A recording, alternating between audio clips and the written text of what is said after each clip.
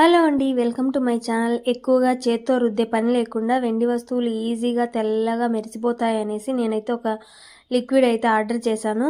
ఇలా అందులో డిప్ చేసి కొద్దిసేపు ఉంచితే గనక వెండి వస్తువులు మొత్తం క్లీన్ అవుతాయని అయితే నేను ఆర్డర్ చేశాను. ఇంతకీ ఆ లిక్విడ్ ఏంటో మీకు తెలియాలంటే మీకు లాస్ట్లో పిక్ అనేది యాడ్ చేస్తాను.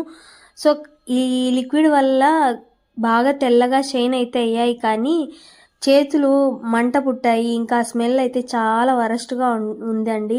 ఎవరికైనా స్మెల్ పడదు ఎక్కువగా అని అనుకున్న వాళ్ళు ఇవైతే యూజ్ చేయకపోవడమే బెటర్. దీనికంటే కోల్గేట్ టూత్ పౌడరే బెటరు.